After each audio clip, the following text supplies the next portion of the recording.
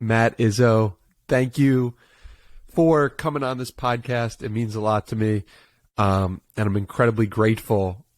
I'm such a sucker for a good transformation story, and yours is one of the greatest transformations I've seen. So I'm just really honored that you're here today, and hopefully we'll be able to do your story justice by talking about it. Well, thanks for having me. I'm happy to be here, and I'm sure that we will. You are one of the finest podcasters on earth in 2022. So if anybody can get it out of me, it's going to be you. Oh, thank you, man. I appreciate that. So let's start in September 2016. You've said I struggled through life as obese, weak, and asthmatic until I transformed myself into a triathlete by losing fat and mastering your emotions. So what happened in September 2016? September 2016, I guess, is the time that I hit rock bottom. I've been in a rut, I guess I'll say, for a long time. Obesity and depression is something I struggled with throughout my entire life. I had some times where I had success in those areas, where I lost weight. One time in my 20s, I actually got into great shape only to gain all the weight back again, and kind of end up worse than I started. And September 2016 was kind of the time that I had had enough. I realized, I needed to, at the very least, take a weekend or two off from drinking, right? Because it was just kind of hard to carry on with that. And then after a few days of soul searching, early one morning, I was having a hard time sleeping, so I went out for a walk, and I challenged myself to run a mile. There's a marked trail behind my apartment that I walk on all the time, and then for whatever reason, I said, you know what, I'm going to just run a mile today, and somehow I dragged myself for that mile. I don't really know how I did it, but I realized that it was far too hard. It shouldn't have been nearly that hard, and I was in pretty poor shape, although I was proud of myself for getting through it. And I went back into the house and really just set off on my new mission, which was to get back into shape, to lose the weight. And that was really where the most recent chapter of my story starts. What did you weigh at that time? So I told myself, right, because I hadn't weighed myself in years, because I was ashamed of what I had let myself kind of turn into. And, stepping on the scale means you have to face that. And I didn't want to face that. I was happy being blind to it, right? And just pretending like it wasn't a problem. But, I realized that morning when I had to get into shape, I needed to step on the scale. I knew how to lose weight from the past. And I told myself right before I was getting on the scale, right, there's no way, like, I could be as much as 220 right now. That's a lot, but I might weigh 220. I'm going to brace myself for the worst case scenario. So I stepped on the scale, and it said 234.4. So I was handed a pretty big L right there on that first morning, because I had 15 more pounds to lose than I thought I would. And that's going to add a couple months to my project. But I didn't let it slow me down. Right, it is what it is. So I had to handle it, and I had to deal with it. I think, one of the things that stuck out to me while I was researching and learning about your story is that you had done it a couple of times in the past and lost weight a couple of times in the past. And I think this is like a common theme in that we can accomplish something once and then we have to go through it again. And I'm curious for you why you think this time, from 2016 on, you've been able to keep the weight off. Yeah, some lessons in life, we have to learn them a bunch of times, right? Before they stick. And I think that's true for everyone, at least for certain things. The big difference was, right, I after I lost weight in my 20s, I did it the right way. I learned all about fitness and nutrition, and I told myself, you know what, I'm good now, right? Like, I didn't understand these concepts before, but now I know how to eat, right? I know the difference between proteins, carbohydrates, and fats, right? I know how to lift weights. I know how to work out. I'm good, right? This is problem solved. I'm going to be good for the rest of my life. But there's obviously a difference between having knowledge and applying knowledge consistently. So I had this knowledge, but, I suffered an injury. I had some emotional turmoil that I had to deal with. The weight came back on quickly, and I felt an immense sense of shame for having let this happen, right? I put in all this work, I put in all this effort to lose the weight. I got all these congratulations, and everybody was so interested in it, and everybody was so happy for me. And then it felt like within 6 months, it just kind of came back on. I don't even know what happened. Still to this day, I can't even really remember how it happened. It just did. And nobody ever pulled me aside during that time and said, hey, man, is everything okay with you? You were doing so good. Now you're getting a little heavy again, right? Nobody ever said that, and it just happened. So I felt so much shame about it, and that to me was one of the hardest parts to getting back started again, was overcoming the shame that I felt. And what changed for me this time was I didn't want to have to do this ever again in my life. And I knew the sort of commitment and work that would be required to get myself back down to the weight that I wanted to be. And I told myself that I'm not going to let myself get fat again. And I said that, if I can just follow these principles while I'm losing weight, if I can modify those principles and keep doing them after I lost the weight, then there's no way that I'm going to get fat again, right? If I keep logging my food, if I keep tracking my calories, if I keep exercising, if I keep weighing myself every day, there's going to be no way that I can get fat again. So I'll just stay vigilant on the problem, and I'll do that. So I kept going, and I just kept setting more goals for myself. And then along the way, after I lost the weight, I started to heal my emotional trauma that I've been carrying around. And I came to learn that ultimately is what my obesity was rooted in, right? It was really an emotional problem that you try to solve with willpower, try to solve with weight loss, but that doesn't actually solve it. It's about emotions, and it's about self-image.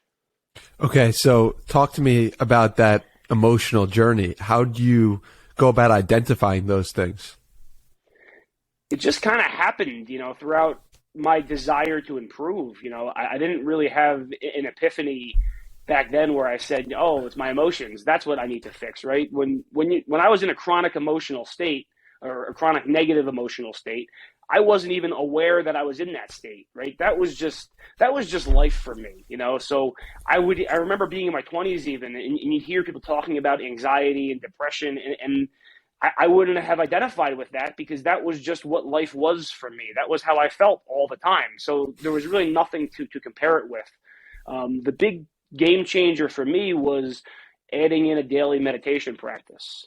And, I learned about that actually in college. I took a BS 1-credit class in college my senior year called stress management. And one of the principles they taught us was about meditation. And obviously I didn't stick with it throughout my 20s and early 30s, but it stuck in my head as a beneficial practice. And it became something that I knew that I needed to do for some reason. So I started doing it, and I started doing it every day. And by doing the daily meditation practice, I gained some awareness over my thoughts and the way my mind worked. And that really propelled me to learn more about things like neuroscience and human behavior and, energy and spirituality and things like that. Just trying to understand more about how I worked and how the rest of the world worked, how other people worked. So that was how I came about that, discovering that. And then the more work that I did at healing my own emotions through journaling, through publicly sharing my story, that's really helped me let go of a lot of these painful emotions that I carried around for so long. Yeah. So when did you get into the meditation practice? Because it seems like that was a transformational power for you. Yeah, I don't really remember. It was sometime after I had lost the weight. It's ironic, actually. I found that I was on some New York Times email list, and one of the emails they sent one day was about how to meditate. And I remember I kept it, and I said, I want to start doing this. And I kept it in my email inbox for months. Right? Wow. That's usually the way that I keep interesting emails is until I act on them, I just keep them in the inbox. And I kept it in my inbox for months and months until, one day I got started. And that was during my weight loss kind of journey. But one of the things I learned while I was losing fat was I had a lot of things that needed to be worked on, but I couldn't fix them all at one time, right? I had a job I didn't like.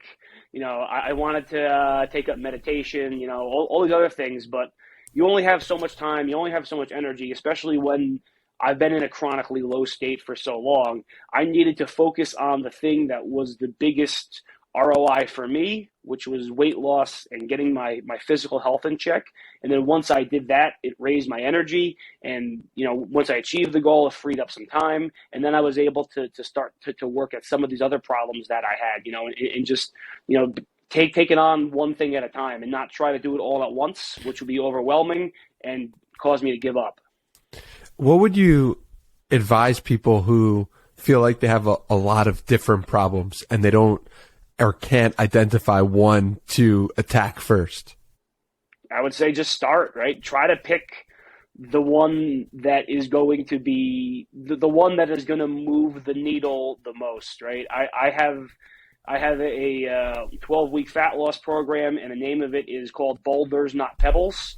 And it is basically concern yourself with the boulders, the things that are going to move the needle, right? Not the pebbles. And you'll see people worrying about stuff that's like pebbles all the time, right? If you read any kind of online fitness discussion, people will be talking about supplements and meal timing and all this stuff. And yeah, those are all great. They can make a difference, but they're minor details, right? They're not as important as getting your nutrition right, getting sleep, right? Getting some exercise. So what I would suggest is identify what the biggest problems are first, right? If someone has a substance abuse problem, for example, you got to fix that before you can fix anything else. I'll have people messaging me all the time about, they'll be eating sweets and stuff instead of, drinking alcohol, right? And yeah, eating sweets isn't great. Eating some sugar is not good for you, but it's better than being, having alcohol all the time. It's better than constantly being under the influence of alcohol, right? Drinking diet soda is not good for you, but it's better than drinking regular soda all the time. So it's about making manageable changes that are going to be impactful and that aren't going to be overwhelming for you, because the more you do it and the more traction, the more progress that you make, the more energy you'll have, the more self-love you're demonstrating, and the better you'll be, and the better you'll be able to take on new things and build new habits and just kind of layer those new habits on top of those existing ones. And that's how you can make a lot of progress. Was there a moment when you said to yourself, oh my God, I'm a completely different person than I was X time ago?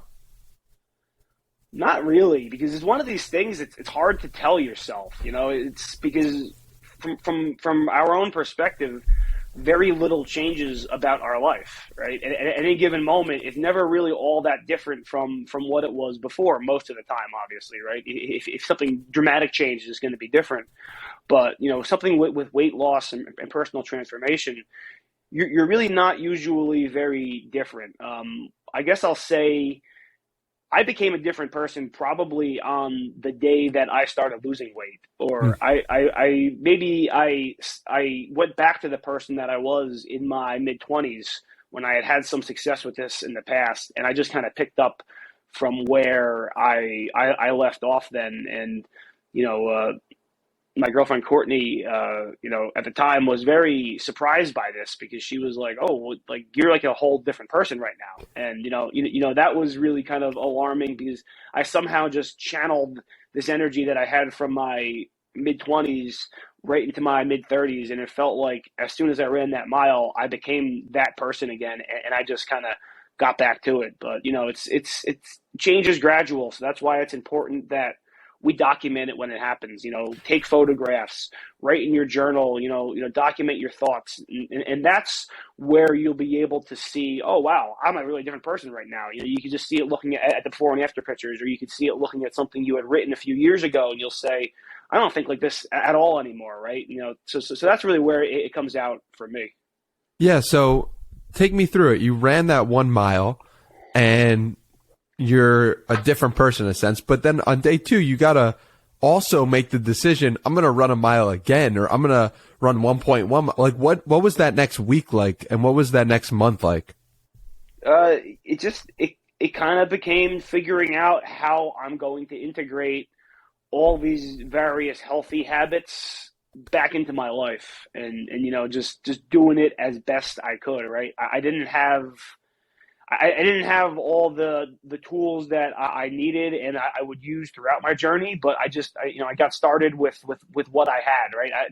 On day one, I didn't have a food scale, so I eyeballed it, but I ordered a food scale. So then on day three, I had a food scale, right? On the first couple of days, we didn't have all the right foods to eat, but I just made the best of it and made the best food choices that I could with the things that I had. Losing weight's not, it's not rocket science. You got to eat less and you got to move more. So, there's lots of details. It's obviously not that simple for most people, but when I was committed to this and I'm an all or nothing kind of person. So once I went all in on this, I was going to keep going. And it's interesting. There's a picture of Courtney and I 3 days after I started, I want to say, and it's the first picture, at least of my 30s, where I look genuinely happy. Wow. And I have a genuine smile on my face. And it was the first time in my life, I think, I ever even took a selfie, because I used to be, feel so ashamed about the way that I looked. But, I hadn't lost any weight at that point. I was 3 days into this, but it was as if my entire mindset just shifted.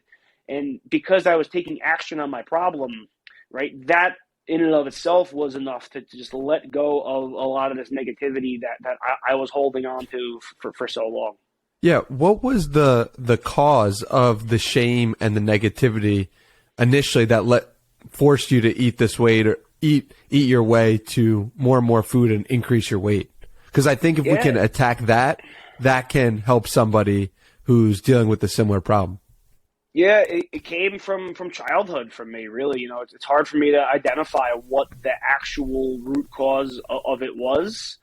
But childhood was painful for me for a lot of reasons. So the way I coped with that was by eating, right?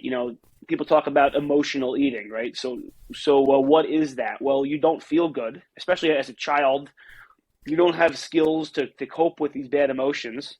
And what makes you feel better is eating food, especially sugary foods, that kind of stuff, cookies, cakes, candy. So I would eat that, right? Because it made me feel better in the moment. And, that caused a lot of weight gain, but it's something that if you don't handle these sorts of things, it either gets suppressed or repressed, inside of you, and you carry it around without even being aware of it, really. So I carried these feelings around for decades of my life without really even being aware that I did, and it was through meditation and through journaling and through talking with loving, supportive people about this, about these experiences, kind of trying to examine them from a fresh perspective. In maybe seeing how these painful moments of my past had actually helped me, right? Reframing some of these things as positives in my life instead of negatives, right? Because they taught me lessons and they helped make me stronger. Even if I didn't learn the lessons, right? There's still positives that I can draw from all these things. And, I found that to be tremendously helpful for me as I've tried to kind of go down this self-improvement journey. Yeah, and another thing that I assume meditation taught you or running is you've got a sign by your door that says "Be present." I'm curious if you could talk a little bit about that. Yeah, I have a few signs actually hanging up around my house. I think that's a trick that I picked up from Eckhart Tolle, actually. I think it might have been in one of his books. It's just reminders for me to, be in the present moment. I have one on my phone, actually, too. It says, "What is my relationship with the present moment?" Right? And wow. That's my phone lock screen. And that's just another reminder for me, right? To stay present.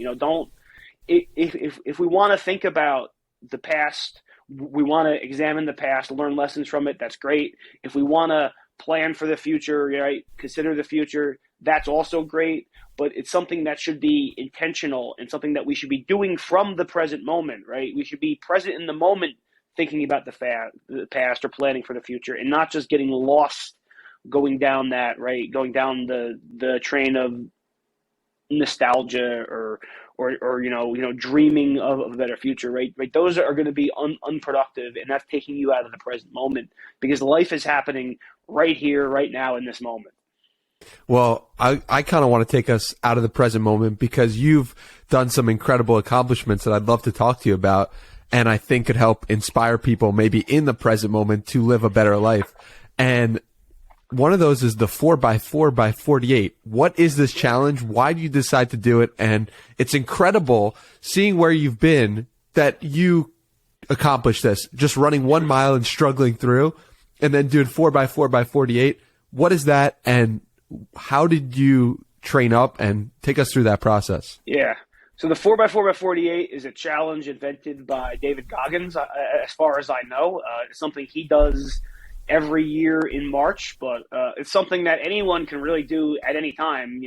It's a self-refereed sort of challenge where you run 4 miles every 4 hours for 48 hours. So it ends up being 48 miles in 2 days of running. I did it last year at the official start of the Goggins challenge. So it started for me on a Friday in March at 11 p.m. And then I ran on a 4 mile run every 4 hours after that, 3 a.m., 7 a.m., all the way through Saturday and then into Sunday, and then wrapping up on Sunday night. It's a great challenge. It's both a physical challenge and very much, even more so, a mental challenge. It can be adapted for people who might not be able to handle that volume of running. I think Goggins has a website where he talks about it quite a bit. You can do other exercise instead of running, if that's not something that you're capable of doing. But I did it pretty much the traditional way. I think I was pressured into doing it from social media, really, right? And you have a Twitter page and need content for it, but we had a great group of guys who actually did it and helped push me through it. Ryan Dreyer actually was one of them. I believe he's a former guest on your podcast. So it ended up being a great time. The training for it, I was training for an Ironman 70.3 at the time, and I had run a marathon as recently as like 5 months earlier. So, I didn't really train at all specifically for it, because, I was running twice a week regularly, and then also cycling and swimming twice a week. So I was in pretty good aerobic fitness shape. I was a little worried about running that many miles in such a short time span, but it ended up being fine. I took it pretty easy for the most part, but I started running them faster and faster as the last day went by. I ran the last 4 miles. It was my fastest of the I guess 12 4 miles that I ran. So, I was pretty proud of that. But, as an endurance athlete, it taught me a whole lot, right? And it makes a lot of the other things that I'm doing or planning on doing seem easier or more manageable, because, sleep deprivation during that really gets you. You really can't sleep for more than like 2.5 hours at any given time, and that's what really gets to be the hardest part of it. What was the thought process like right around finishing it and in that final 4 mile stretch? At the end, it was great. It was pretty euphoric. The hard part was on Saturday. So I go to bed pretty early. So the 11 p.m. first run was tough for me. I decided to go to bed even earlier. So I think I went to bed at like 7:30 just to get a few hours of sleep in before that first run. And, it wasn't so bad, waking up at 3 a.m. to go for a 4 mile run. It's not pleasant at all, but it wasn't so bad until Saturday afternoon when I really got into the meat of it. It was winter here in New Jersey. One of the runs, I remember I did a down and back, so I ran out 2 miles and I turned back into just this stiff March wind, and I was like, I can't do this, right? And if it wasn't for social media and stuff, I probably would have quit, right? But it helped hold me accountable, and I said, I've been doing this publicly, I have to keep going. Those runs got pretty tough. The 3 a.m. run on Sunday morning was really hard, but I would say somewhere through it, I kind of had an epiphany or just felt euphoric, and I was out there 3:30 in the morning running down an empty street in the cold, and it was a really freeing feeling. And then once Sunday happened, the sun came up. I took a couple caffeine pills. I'd been off caffeine for a couple months before this, so I felt great really on Sunday morning, and I just kind of carried it through to the rest of the day, and by the end of it, I was happy. I was excited. I actually finished it on the same trail where I ran the first mile. Wow. And, I was celebrating that out there in the dark by myself, but, it was a cool moment because it was something that it was really hard to do. And, I'm proud of having finished that.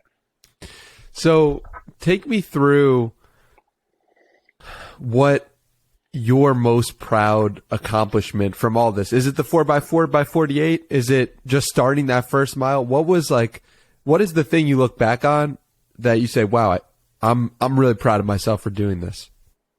I really think it's just losing the weight and keeping it off, because, that was something that for 25 years of my life seemed like it would be impossible, Wow. And I mean, it's easy for me to look at it from my current perspective now and say, oh, it's not that big a deal, right? You can maintain your weight easily, but, you can't move the goalpost years later, right? Like that really, I think is the thing that I will consider to be my biggest accomplishment for sure. The other one I would say would probably be doing the Ironman 70.3, since that was, really, really challenging for me to get to the point where I was able to do that.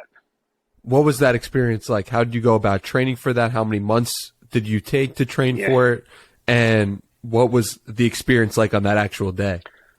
Yeah, so I got into triathlon. I'll start with how I got into the sport of triathlon, and that was in the summer of 2019. And it was right after I had read David Goggins' book, Can't Hurt Me. And it just, I guess, stuck in my mind that I should do a triathlon. I happened to join the local pool that same summer, and I said, let me try swimming, right? At this point, I was in good shape. I had been training regularly for a few years, and I knew how to swim from being a kid and having swimming lessons. So I said, let me try a few laps, right? Did maybe 2 laps. It kicked my ass. It was horrible, right? If you haven't swam and you try doing it, it's really tough at first. So somehow I just had the idea then, and I'm like, I should do a triathlon, which was crazy because at the time I didn't run. I hadn't ridden a bike in over 20 years either, right? And I had just started swimming. But I said to myself, I don't know, it seemed like something I should do. So I found a triathlon. It was down by where my parents live at the Jersey Shore, and it was in 6 weeks. And I said to myself, well, there's no way I can get into shape to do this race in 6 weeks. Maybe I'll do it next year, right? But then I said, you know what? If I say I'll do it next year, it's never going to happen. I'm never going to do it. I need to just sign up and do this thing. So I ended up signing up for this first triathlon. It was an Olympic triathlon featuring a 6/10 mile ocean swim, an 18.5-mile bike ride, and a 5.5-mile run, half of which is on the sand, right? So I signed up for this race with 24 days. I borrow a bike from one of my coworkers. It's a mountain bike. It's 2 sizes too big for me. I take it out on a few rides. Like I said, I'm in pretty good shape at this point. I'm squatting, I'm deadlifting. So I'm like, 18 miles on a bike, it's not that big a deal. I can grind it out if I have to. I never swam in the ocean, but, I was used to going in the ocean, but I never really swam in the ocean, right? And it's one thing when you show up on race day and you see the buoy out in the distance and you're like, I got to swim all the way out to there in the ocean? Like, that seems kind of crazy.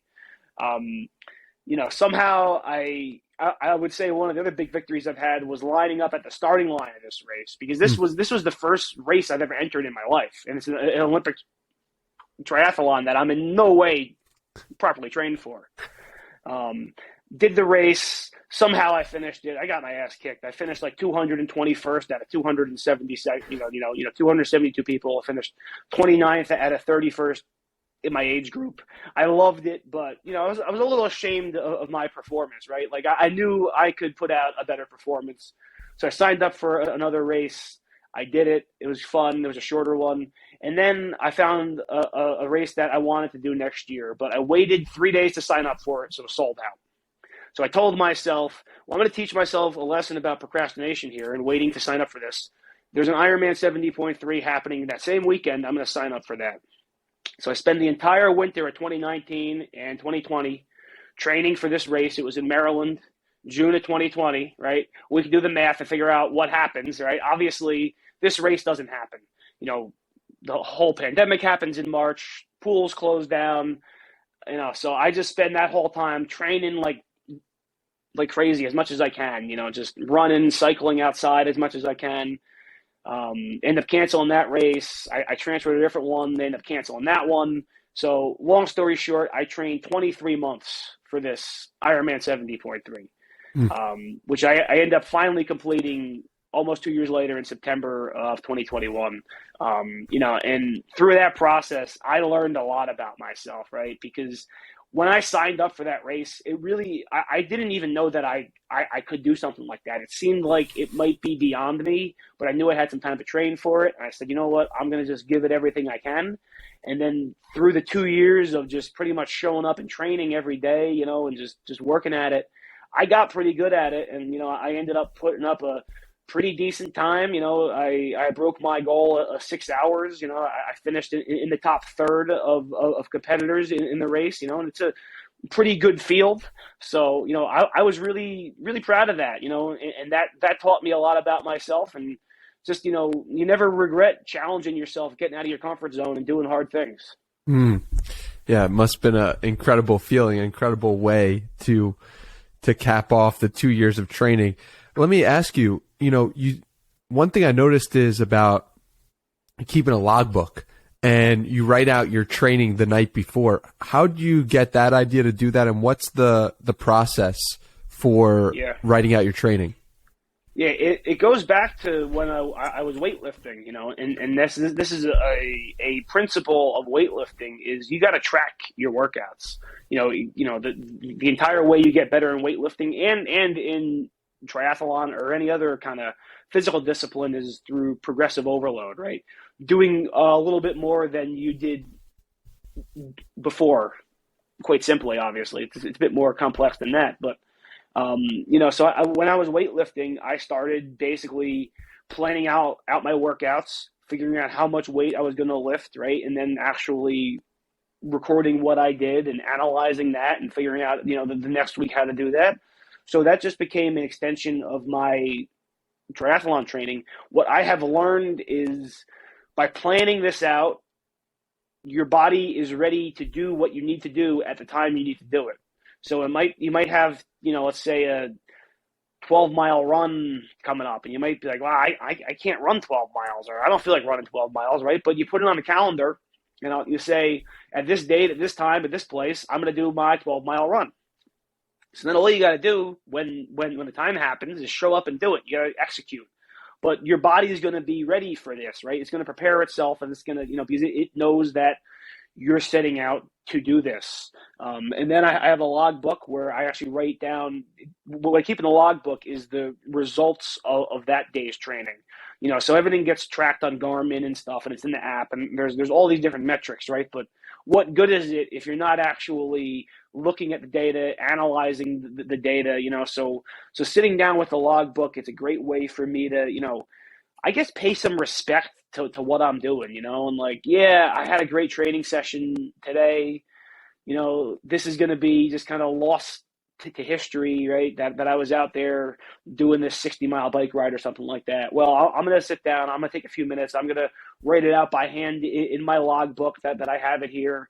And, it's a great way to connect with what I'm doing and, think about how I can push myself further, where I could improve, what I'm doing well, right? It's a way to just analyze my performance and figure out how to do it better and what kinds of things I need to work on. Yeah, that makes a lot of sense. And I feel like it's very common for people who have achieved great things is simply to just write it down after they're done. And it's a helpful reminder. let me ask about social media. You've talked about social media a couple of times being a reason and accountability for you to do some of the things you've done, like the 4x4x48. You said you were going to do it on social media, and you did it in part because you wanted to uphold the word to yourself. How has social media been a force of good for you when so many people are looking at it as a toxic place in general? Yeah, and I mean, Twitter has helped me improve my life so much. I think Twitter is the platform that requires the most effort to get out of, right? You have to be intentional about how you set your Twitter experience up. There's kind of a steep learning curve if you're not familiar with it. I've been on the platform now since 2009, so I'm pretty comfortable there. But social media can be used to level up, right? You choose who you follow. You choose the sorts of things you see, the sorts of things that you interact with. I use Instagram as well. Instagram's a great way for me to connect with other athletes. So that's kind of what I use it for, and I document some stuff on there. But on Twitter, right, you can pick the people you follow, and these are the people who are going to program a lot of your reality if you're a heavy Twitter user.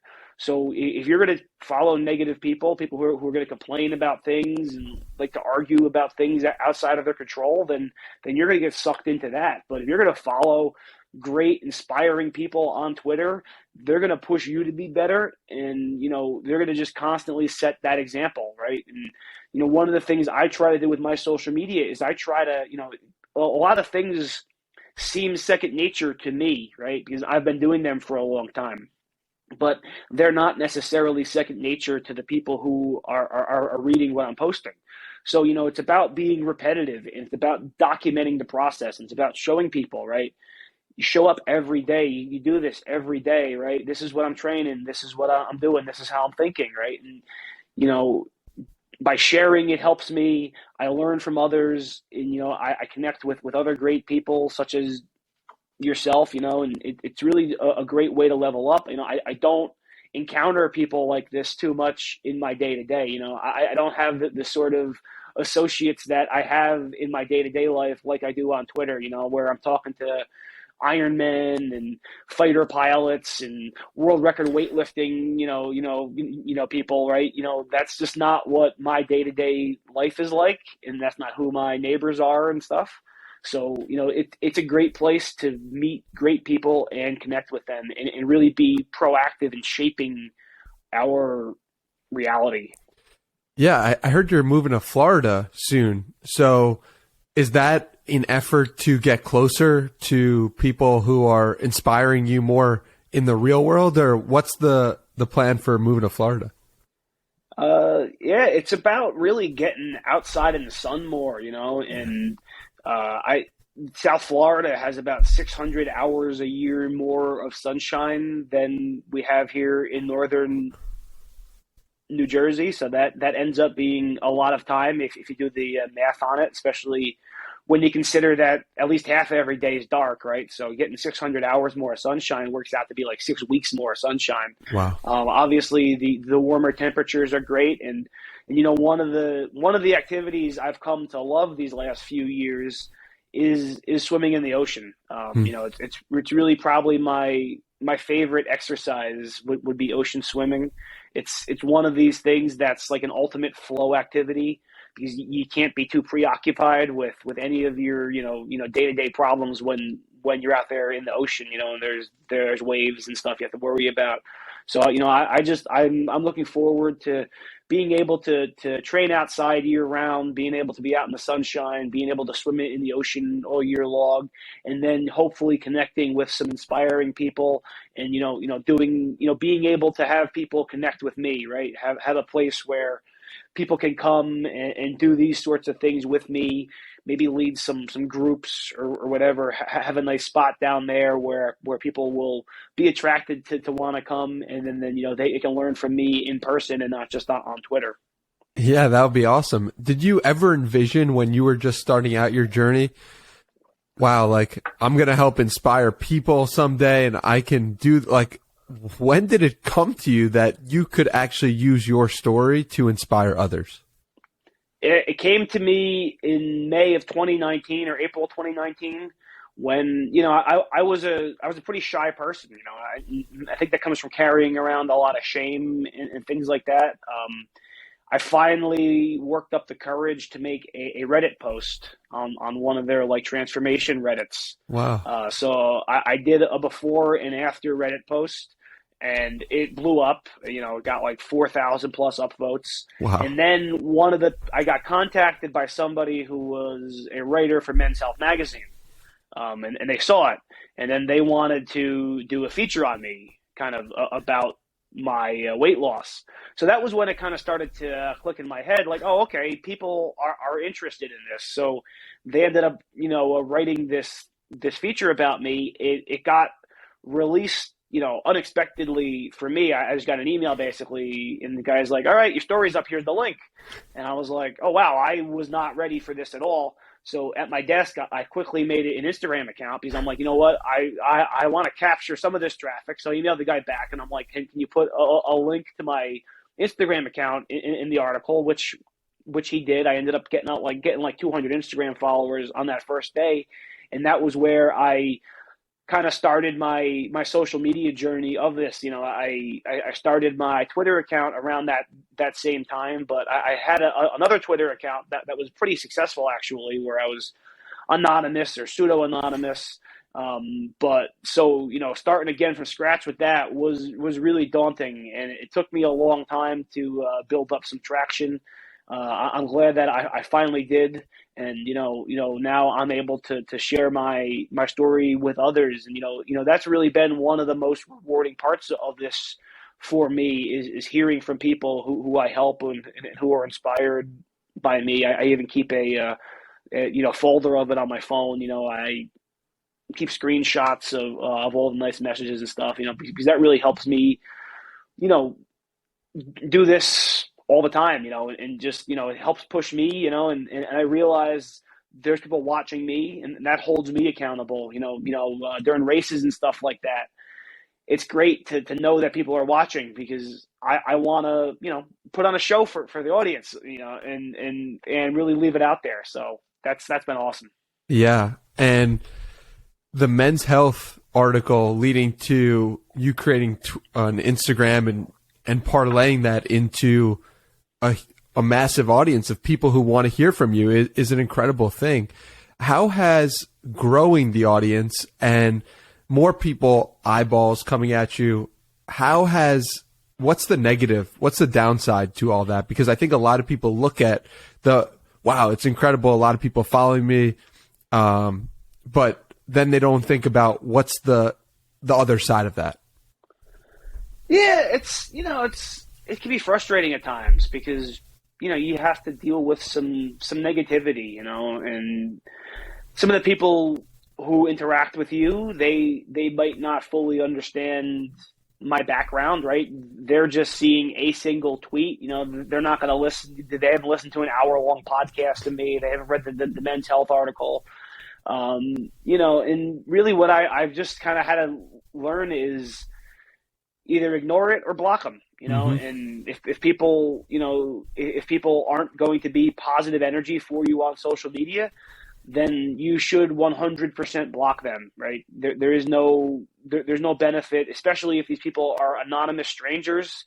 There is no reason to let these anonymous strangers bring you down in the least. You don't owe them anything. Block them and just move on with your life, right? Anytime I'm left with the decision, should I argue with this person or should I block them, right? Anytime I pick argue, I end up regretting it. I end up blocking them later, right? Because I always say, I can pretty reasonably defend my statement here. You know, if I just say this, and this, and then there's no way that this person could possibly disagree with me, right, at this point. And then sure enough, they do, and it gets more personal. So, you know, that's just when you hit the block button. So it's something I'm working on. I don't want to block people. I want to help people, you know, and I want to spread my message with so many people that, you know, but not everybody is ready to be helped, and not everybody is going to be ready for my message or for anyone's message, and that's okay. Definitely. But on the other side of it, who are some people who inspire you on social media, whose accounts you look at and you say, okay, this person helps me grow. This person helps me get better. Yeah, I'd highlight Zach Hommel for sure. He really helps me a lot, and I've worked with him now for a long time, and he's helped me. Dale A. Stark, he's killing it on Twitter recently. He's just a great guy, and he's really putting his money where his mouth is in terms of living a certain way and documenting it. There's just so many great people, right? I don't like to follow these big accounts with millions of followers, and I like to build relationships with people, right, that I'm following, people that I can learn from. There's a small handful of people, but if I'm following somebody on social media, it's because I either have a mutual relationship with that person or I get a lot of value out of that person. And most of the time, it's going to be probably a combination of both of those. Yeah, it's really incredible when you can use social media for good, and we've definitely spoke about that. So I want to ask about your relationship. You mentioned Courtney, and you guys have both had an incredible transformation. Yeah. What has that process been like, doing it with somebody else? It's been really rewarding, and it's great to have some support. That was one of the things I was definitely missing when this happened in my 20s, and I told you, you go off track and nobody pulls you aside to tell you right how things are really going. So having support is key, and having her there for this has been key, both from an emotional perspective and also, from a logistical perspective. She's a great cook, and she's been very open-minded at changing the way we eat to improve our lives. She struggled with her weight and her self-image for a long time too, and it was something that she battled with, and it was something I felt bad about because she was struggling with it, and I knew how to do it better than she was doing it. But when you're a fat guy not taking any care over your health and well-being, you can't really go around giving people weight loss and health advice. You're just not credible. So at times before I got on track, I felt like I was sabotaging her, and because I was being selfish, hey, I just want to go out and do this. I know it's probably not aligned with your goals, but oh well, whatever, right? And that's not being supportive. But once I got on track, and I started leading by example, right? She said that I told her all this, like, I know how to lose weight, and I know all these things about fitness and stuff, and her reaction time was like, oh, you do you? Huh? Okay, well, I don't really believe that, but let's see what happens. But after a few weeks, she's like, oh wow, you actually do kind of know what you're doing. If you've lost 10 pounds or whatever, I'm going to start kind of, adopting some of your methods, right? I mean, at the end of the day, talk is always cheap. You have to lead by example.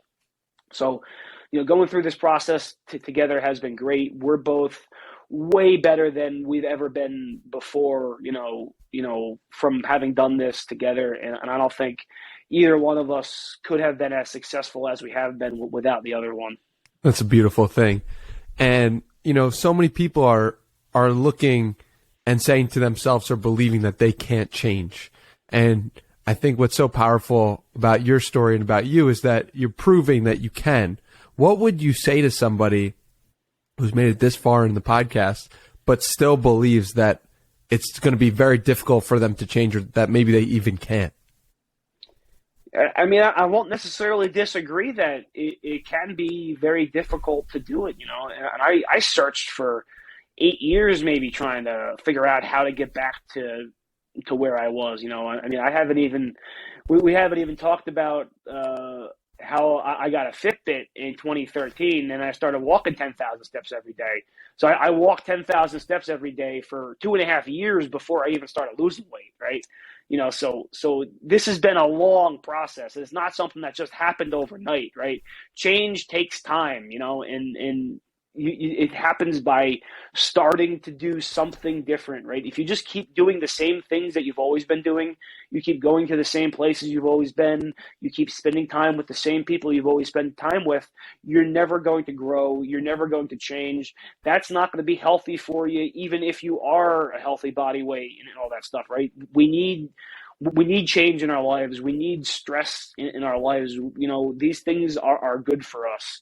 So, it's going to be difficult to change, right? We become chemically addicted to these certain states. On a cellular level, our cells are craving the emotional state that we've grown accustomed to, especially in our 20s and 30s and beyond. So, getting out of that is going to be challenging, and it's going to test you.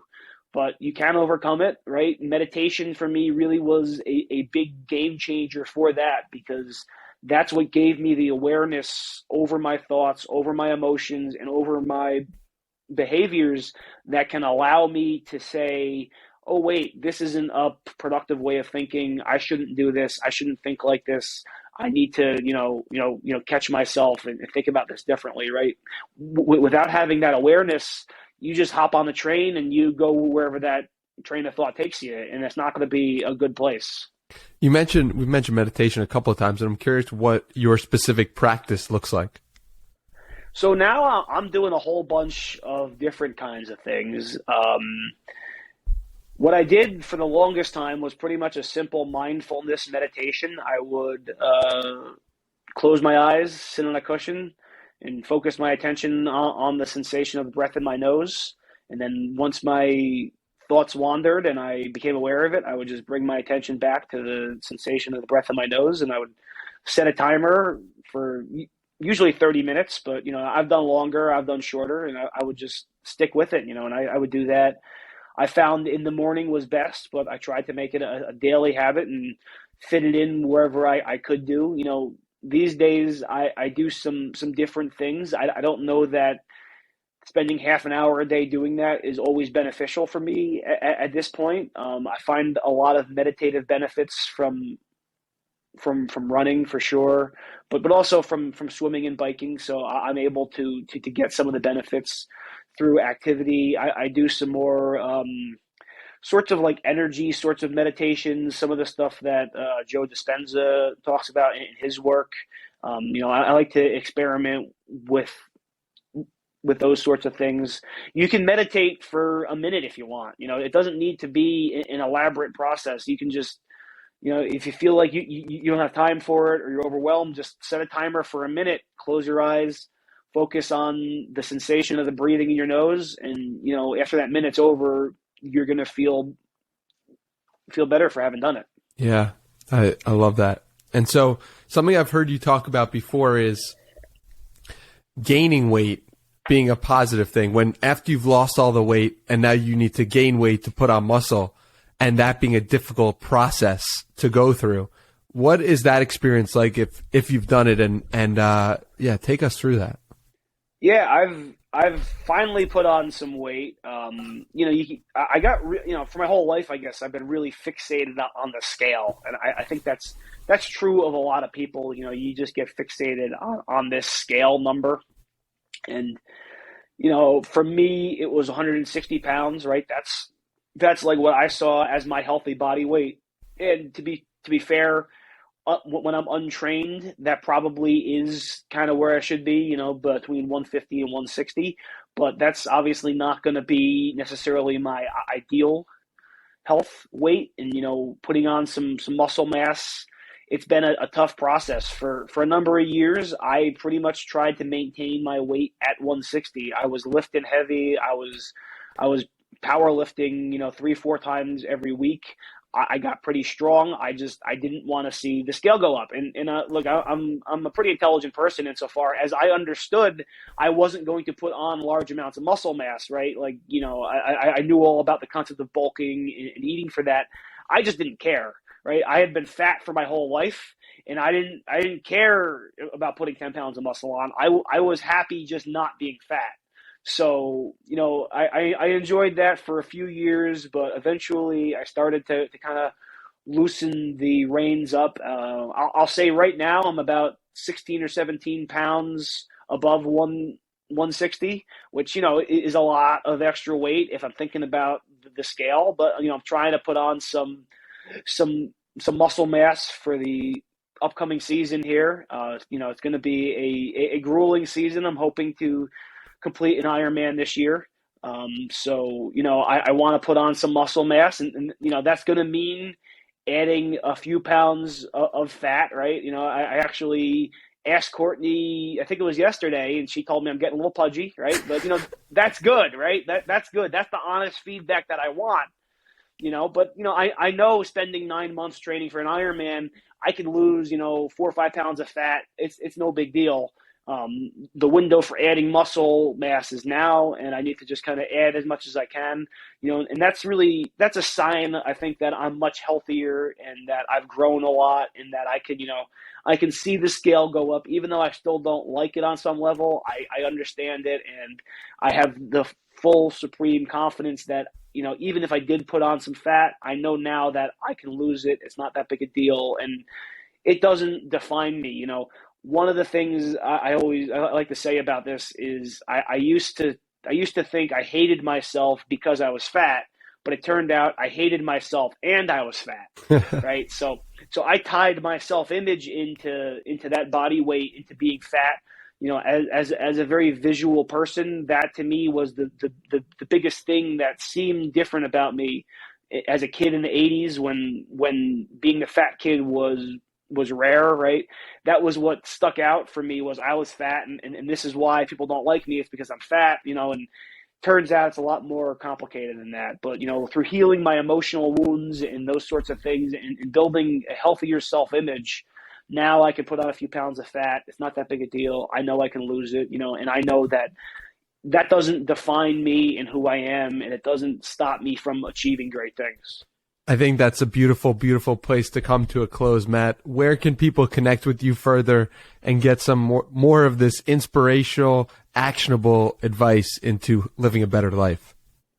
Sure. So I'm on Twitter at Matt Izzo, MATTIZZO, and then Instagram at Matt Izzo Fitness. I have a fledgling TikTok that I'm working on too. I think that's also Matt Izzo Fitness, but you can check me out on there. I have a free fat loss guide in the link to my of my Twitter and Instagram bios. So I wrote a fat loss guide for everybody, just because I feel compelled, after everything I've gone through for all this time, to kind of give back what I've learned. I'm coaching people now with fat loss as well, but anybody can get a free copy of my fat loss guide. There's a link to it in my bio. You just sign up for my newsletter and get it.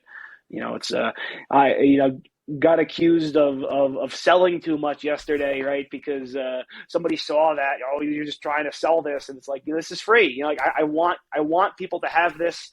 If you want to unsubscribe from my newsletter, you can do that. That's fine. It's just an easy distribution arm for it, because I'm putting my story out there because I want to help people lose weight, and I want to help people do the things I did. I know how much it sucked for me and how long it sucked for me. Back in the day, this information was really hard to come by.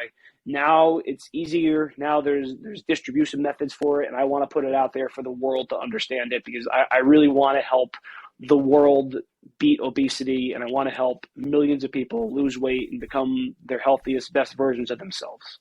Awesome. Well, thank you for doing that. Thank you for sharing your story, and we will put all that below. Thank you, Matt, for taking the time. I really appreciate you. Thank you.